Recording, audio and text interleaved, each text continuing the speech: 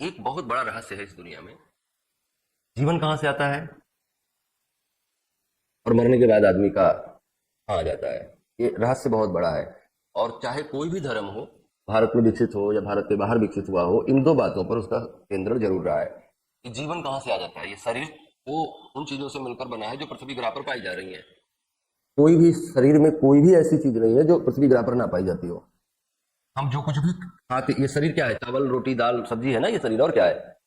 दूध है, किसी के शरीर में मुर्गा भी घुसा हुआ है ना मक्खन है, पनीर है, यही सब ना है ये शरीर, उसी से ना बना है ये। तो उसमें जो हम खाते हैं उसका एक्सट्रैक्शन होता है बहुत सिस्टमेटिकली, और हमारा शरीर का विकास होता है। इतने बड़े थे आप, स्किन कहीं बीच से फटी नहीं, आप बड़े होते गए बड़े होते गए। हड्डी बीच से टूटी नहीं, आपका हड्डी बड़ा होता गया। इतनी ही तो हड्डी थी, वो बड़ी होती गई बड़ी होती गई।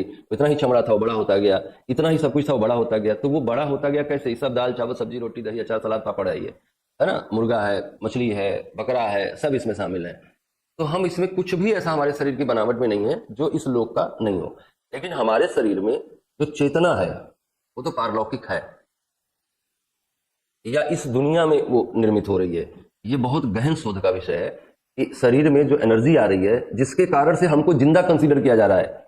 मरने के बाद भी आंखें रहेंगी, मरने के बाद भी कान रहेंगे, मरने के बाद शरीर का कोई अंग ऐसा नहीं है जो चला जाता हो, सब सारे सारे अंग वैसे ही रहते हैं। लेकिन वो अंग एक्टिव क्यों नहीं होते हैं, क्रियाशील क्यों नहीं होते हैं? उनकी क्रियाशीलता के लिए कौन सा तत्व है हमारे शरीर में और वो कहां से आ रहा है? ये बहुत बड़ा प्रश्न है। इसके बारे में दुनिया के अलग अलग फिलोसफर्स, अलग अलग रिलीजन्स, अलग अलग जो लोग हुए वैज्ञानिक, वो अपनी अलग अलग तरह की बातें बताते हैं। तो ये चिंता का विषय है कि हम जो है, मतलब चिंतन का विषय है, चिंता का विषय नहीं कि कहां से हमें प्राण आते हैं और कहां चले जाते हैं। तो इसका सबसे बढ़िया व्याख्या क्या है?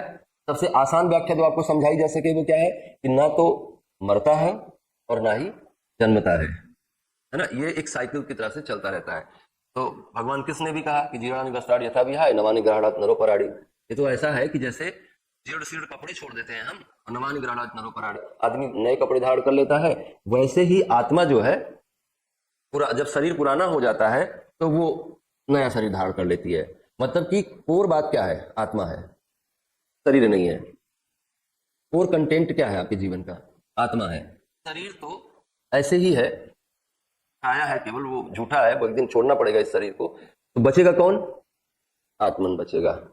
वो अनाशवान है, उसका विनाश नहीं होता, वो सतत है, हमेशा थी, हमेशा है, हमेशा रहेगी। और ये प्रक्रिया में व्यक्ति चलते रहेगा।